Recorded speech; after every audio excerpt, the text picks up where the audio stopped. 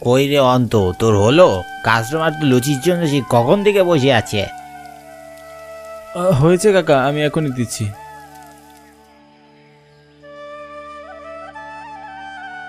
এই তো কদিন এই কাজ শিখে গেছিস, ভাবিকে বলে কাজটা স্থায়ী করে নিয়ে নে। এত পড়ালেখা করে কি করবি? হ্যাঁ জি কাকা, আমি মাকে বলবো। আমি এখন বাড়ি যাই, সন্ধ্যায় পড়া শেষ করে আবার আসবো। এত পড়ালেখা করে কি করবি? তোর বাবাও তো অনেক পড়ালেখা করেছে, কিন্তু কিছুই তো রেখে যেতে পারেনি, কিছুই করতে পারেনি।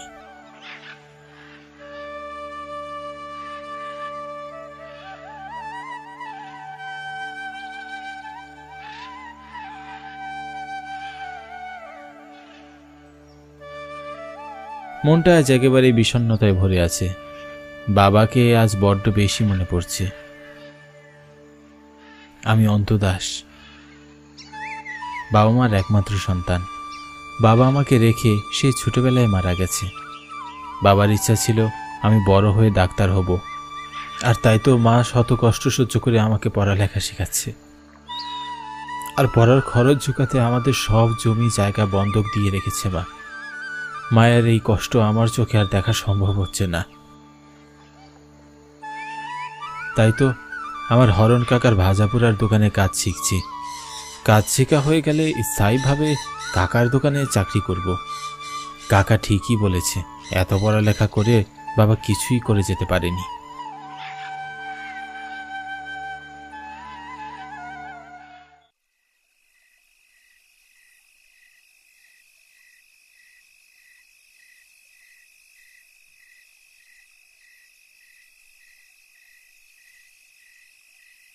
কাকা, কাস্টমার তো সবাই চলে গেছে, আজ আমি যাই। হ্যাঁ যা, আর তার আগে কিছু কথা শুনে যা। কি কাকা? কয়েকদিন থেকে আমি খুব বাজে একটা স্বপ্ন দেখছি। কি স্বপ্ন? স্বপ্নটা খুবই বাজে। প্রায় রাতে তোর বাবা আমাকে ডাকে, আমাকে বলে আমাকে সে নিতে এসেছে। আমার মৃত বাবা আপনাকে ডাকে কি করে? হ্যাঁ, স্বপ্নে তো এই সবই সম্ভব। তাহলে অত চিন্তা করছো কেন? স্বপ্ন তো আর কখনো সত্যি হয় না। ঠিকই বলেছিস, তুই বাড়ি যা। আমি দোকান বন্ধ করতে করতে অনেক দেরি হবে, দোকানের হিসাবটাও দেখতে হবে। আর তোর উপর আমি খুব খুশি হয়েছি, তোর রান্না সব কাস্টমার পছন্দ করেছে। অন্যদের থেকে তোর বেতন আমি 500 টাকা বাড়িয়ে দেবো, ঠিক আছে? ঠিক আছে কাকা, অনেক ধন্যবাদ।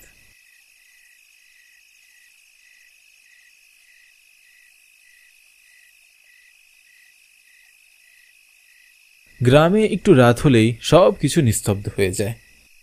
এখন রাত আনুমানিক 9টা বাজে। আমার হাতের রান্না খেয়ে সবাই বেশ খুশি। কাকার দোকানের সকাল থেকে ভাজা পোড়া চললেও দুপুরে ও রাতের বেলা ভাত তরকারি বিক্রি করা হয়। বেচা কিনা ভালোই হয়।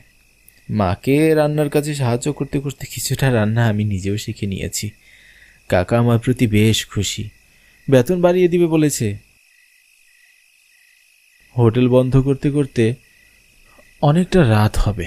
কাকা দেরিতে বাড়ি ফিরবে, আমি তাই আগেই চলে আসি। তবে কাকার কথা শুনে আমার কিছুটা চিন্তা হচ্ছে। মা বলে মৃত মানুষকে স্বপ্ন দেখা ভালো নয়, আর যদি মৃত মানুষ নিতে আসে তাহলে ব্যাপারটা নাকি অনেক খারাপ। যদিও আমি নিজে এসব বিশ্বাস করি না। আমার বড্ড ক্লান্ত লাগছে। কাকার হোটেলে রাতের খাবার খেয়ে এসেছি, এখন বাড়ি গিয়ে একদম ঘুমাবো। বিছানায় শুতেই আমি ঘুমিয়ে পড়ি। ঘুম ভাঙে কারো ডাক শুনে। তাড়াতাড়ি আয়।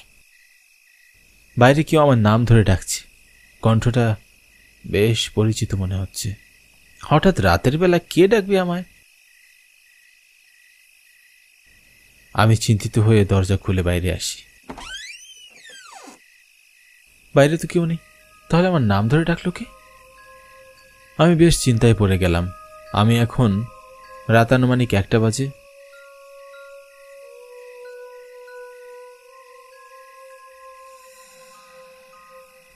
বাইরে ঝিঝি পোকাদের ডাক ছাড়া আর কিছুই কানে আসছে না। অথচ আমার ঘুম ভেঙেছিল কারো ডাকেই, একটা পরিচিত কণ্ঠস্বরের ডাকে। ডাকটা খুবই মৃদু ছিল, ঘুমের ঘোরেই ভুল শুনেছি হয়তো।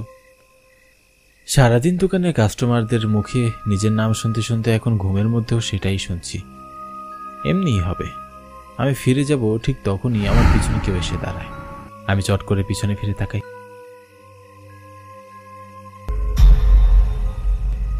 কিন্তু কেউ নেই। বুকের ভিতরটা কেমন অজানা ভয়ে কেঁপে উঠল। মা বলেছিল হঠাৎ রাতে ডাকিয়ে বাহিরে বের না হতে। মায়ের কোনো কথাই আমি রাখছি না। আমার স্পষ্ট অনুভব হলো কেউ পিছনে এসে দাঁড়িয়ে আছে, তার গরম নিঃশ্বাস আমার কাঁধে পড়ছে। কিন্তু কি আশ্চর্য, পিছনে ফিরে আমি কাউকেই দেখতে পেলাম না। বাড়ি ফিরে যাব তখনই আমার নাম ধরে কেউ ডাকতে লাগলো, অন্ত যাস না। এই পরিচিত কণ্ঠস্বর শুনে আমি থমকে দাঁড়ালাম। এ তো আমার হরণ কাকার কণ্ঠ। পিছনে ফিরে আমি হরণ কাকাকে দেখতে পেলাম। তাকে খুব চিন্তিত মনে হচ্ছে। কাকা, তুমি কি আমাকে ডাকছিলে? হ্যাঁ রে অন্তু, তোর সাথে আমার কিছু জরুরি কথা ছিল। এত রাতে কিসের কথা বলুন? এখানে বলা যাবে না। যা ঘটেছে তা চোখে দেখলে তুইও বিশ্বাস করবি, এখন বললে ভয়ে পালিয়ে যাবি। ভয় পালাবো, কিন্তু কেন? ভয়ের কিছু দেখলে ভয় পাবি না, আমার সাথে চল। কাকার কথা কিছুতেই আমার বোধগম্য হলো না।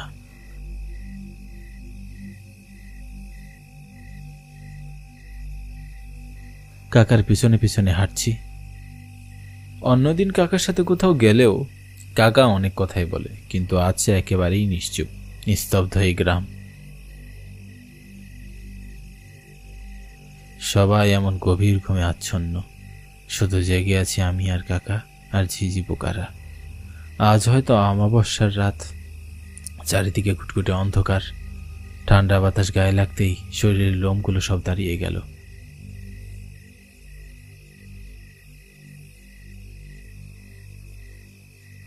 হঠাৎ নীরবতা ভেঙে কাকা বলে উঠল, ভালোই হয়েছে তুই দোকানের কাজ শিখে নিয়েছিস, এখন দোকানটা তোর একাকেই চালাতে হবে। কিন্তু কেন কাকা, তুমি কোথাও যাবে নাকি? আমার বয়স হয়েছে, কদিনই বার বাঁচবো। হাতে পড়ে আছে আজ রাতটাই। আমাকে শেষ দেখা দেখলি এই রাতে। নিঃশ্বাসের আর কোনো বিশ্বাস নেই রে খোকা। কাকার কথা এমনটা বড্ড খারাপ হয়ে গেল। কাকা আমাদের সাথে অনেক অন্যায় করেছে। দাদার দেওয়া বেশিরভাগ জমি গায়ের জোরে কাকা আত্মসাৎ করেছে। এতে আমার বাবা প্রতিবাদ করেনি, কিন্তু আজ কাকার কথায় কেমন যেন বুকের মধ্যে একটু কষ্টই হচ্ছে। তোদের সাথে অনেক অন্যায় করেছি, তাই প্রায়শ্চিত্ত করতে চাই। দোকানটা তুই রেখে দিস। আমার ছেলে রাজতকে কিছুই দেব না, আমি তোর নামে সব লিখে দিয়েছি। হঠাৎ কাকার এমন পরিবর্তন দেখে অবাক লাগছে। কাকাকে গ্রামের মানুষ খুব একটা পছন্দ করে না। কাকা আর আমি দোকানের কাছে চলে আসি। দোকান খোলাই ছিল, মিটমিট করে আলো জ্বলছিল। কাকা হঠাৎ পথের মধ্যে দাঁড়িয়ে গেল। তুই যা খোকা, দোকানে যা, আমি একটু এখানে দাঁড়িয়ে থাকি।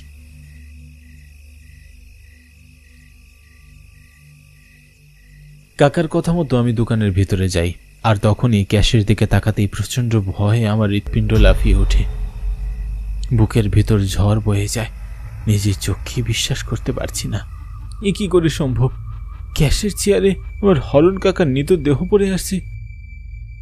রক্তে ভেসে যাচ্ছে কাকার সমস্ত শরীর। ভয় ও আতঙ্কে আমার শরীর শিউরে উঠে। আর তাকিয়ে থাকতে পারছি না। একটু আগে যার সাথে আমি সারাটা পথ এলাম, তার মৃত লাশ। আমি পিছনে ফিরে তাকাই, এখন কাউকেই দেখছি না। কিন্তু এখনই তো আমি কাকার সাথে কথা বললাম। তাহলে এখানে কাকার মৃতদেহ কি করে এলো? আর কাকাই বা গেল কোথায়? কি সব দেখছি আমি? কাকা তো আমার সামনে মৃত অবস্থায় আছে। তাহলে আমি এতক্ষণ কার সাথে কথা বলছিলাম? এক আকাশ পরিমাণ ভয়ে আমার গলা শুকিয়ে আসে। আমি যা দেখছি সব ভুল দেখছি। কাকা এখানে কোথাও আছে। টেবিলে মৃত যে আছে সে কিছুতেই আমার কাকা নয়। আমি আমার হরণ কাকাকে ডাকতে লাগলাম, কাকা, ও কাকা, কোথায় গেলে তুমি? ও ভয় করছে, কাছে এসো না কাকা। আমার কথায় ক্যাশে পড়ে থাকা কাকার মৃতদেহটা নড়ে উঠল।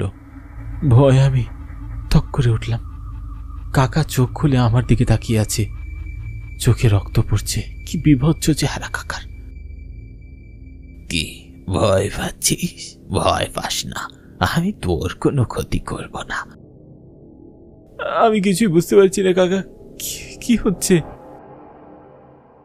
আর বলিস নে, রাত বিরেতে দোকান খোলা রাখাই কাল হয়ে দাঁড়ালো। তোর কাকি কত বলেছে এত রাতে দোকান খোলা না রাখতে। তোর কাকির কথা না শুনে ভুল করেছি। ও কাকা, আমি কি স্বপ্ন দেখছি? তুমি ঠিক আছো তো? না রে, তুই সত্যিই দেখছিস আমি আর বেঁচে নেই। গ্রামে এখন ছিনতাইকারীর প্রকোপ বেড়েছে। যেই দেখলো দোকানে কেউ নেই, অমনি আমাকে এসে হুমকি দিয়ে আমার সারাদিনের আয়ের টাকা নিয়ে নিল এবং আমাকে হত্যা করলো। তুমি কি টাকা দিতে চাওনি? আরে আমি তো সব দিয়ে দিয়েছি। পশ্চিম পাড়ার বকাটে ছেলে নিতাইয়ের কাজ চিনতে পেরেছি বলে আমায় আর বাঁচিয়ে রাখলো না। কাকা, আমি কি করবো এখন?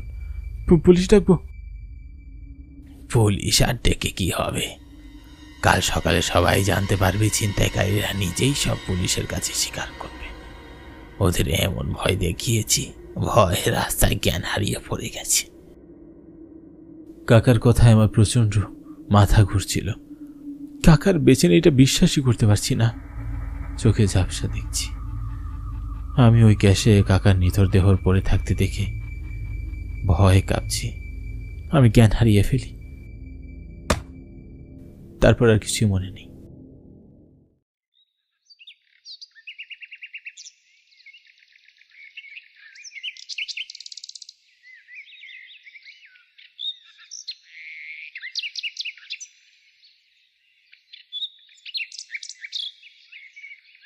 জ্ঞান ফিরতে আমি দোকানের ভিতর অনেক মানুষকে দেখতে পাই। আমাকে ঘিরে দাঁড়িয়ে আছে। কাকা কোথায়? তারে পোস্টমর্টম করার লইগা নিয়ে গেছে। তুমি এইখানে জ্ঞান হারাইয়া পইরাছিলা, পুলিশ তোমারে থানায় দেখা করতে কইছে। কাকাকে ওরা মেরে ফেলেছে? হ্যাঁ, নিতাই দে পুলিশ ধরে নিয়ে গেছে। আর নিতাই সব স্বীকার করছে। গ্রামবাসীদের কথায় মনটা শান্ত হলো আমার। কাকার জন্য খুব খারাপ লাগছে। মারা যাওয়ার পর কাকা তার ভুল বুঝতে পেরেছে। কাল রাতের অস্বাভাবিক ঘটনা আমি মন থেকে কখনোই মুছে ফেলতে পারবো না। আমি থানায় যাওয়ার উদ্দেশ্যে রওনা হই। পুলিশকে যদি সব বলি, হঠাৎ রাতের ডাকে আমি বের হয়ে দেখি বাইরে কাকা দাঁড়িয়ে আছে আর সে আমাকে নিয়ে তার মৃতদেহ দেখিয়েছে, এটা বললে পুলিশ কখনোই আমাকে বিশ্বাস করবে না। আমাকে অন্য কিছু বলতে হবে আমি হোটেলে গিয়ে দেখি কাকার রক্তাক্ত দেহ ক্যাশে পড়ে আছে। ভূত প্রেত সম্পর্কে আগে আমার বিশ্বাস ছিল না, কিন্তু এখন আমি বিশ্বাস করতে বাধ্য। নিজের চোখে যা দেখেছি তা তো অস্বীকার করা যায় না।